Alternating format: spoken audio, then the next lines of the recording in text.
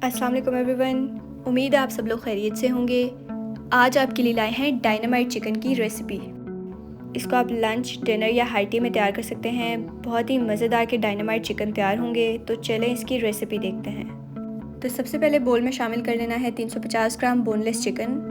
उसमें शामिल कर लेना है 1 चम्मच सोया सॉस, 1 चम्मच पेपरिका पाउडर, 1 चम्मच लहसुन पाउडर, 1/4 चम्मच नमक, आधा चम्मच ऑरिगेनो और इन सब चीज़ों को मिक्स कर लेना है। नमक आप टेस्ट के अकॉर्डिंग ज़्यादा या कम कर सकते हैं। चिकन को बहुत ही अच्छे से हमने इन मसालों में मैरिनेट कर लेना है और कवर करके रख देना है 30 मिनट्स के लिए। अब एक बोल में हम शामिल कर लेंगे आधा कप कॉर्नफ्लोर, आधा कप मैदा, आधा चम्मच काली मिर्च और 1/4 चम्मच नमक। इन ड्राई इंग्रेडिएंट्स को हमने अच्छे से मिक्स कर लेना है। इसको साइड पे कर देना है और एक और बोल में हम शामिल कर लेंगे 1 अदद अंडा और इसको विस्क कर लेंगे। अब चिकन को मैरिनेट हुए हुए आधा घंटा गुजर गया है। हम एक एक बोटी को उठाकर सबसे पहले कोट कर लेंगे ड्राई इंग्रेडिएंट्स में, फिर विस्क किए हुए अंडे में and then again dry ingredients में। तो इस तरह हम 3 मरतबा कोटिंग करेंगे चिकन की।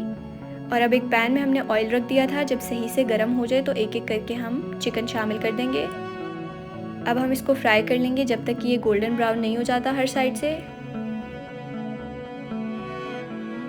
चिकन अच्छे से पक गया है। अब हम इसको निकाल देंगे ऑयल से और इसको ठंडा होने के लिए छोड़ देंगे। अब हम तैयार कर लेते हैं सॉस। उसके लिए हमने बोल में शामिल करना है 2 चम्मच चिली सॉस, आधा कप मेयोनीज, 1 चम्मच केचप,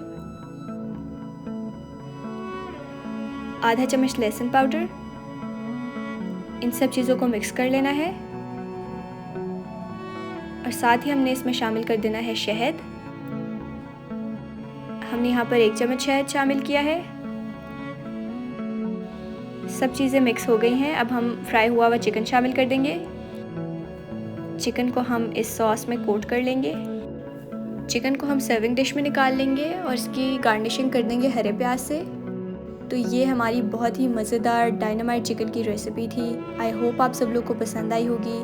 ट्राई करें तो कमेंट करके ज़रूर बताइएगा और अपने फ्रेंड्स के साथ आज की रेसिपी ज़रूर शेयर कीजिएगा।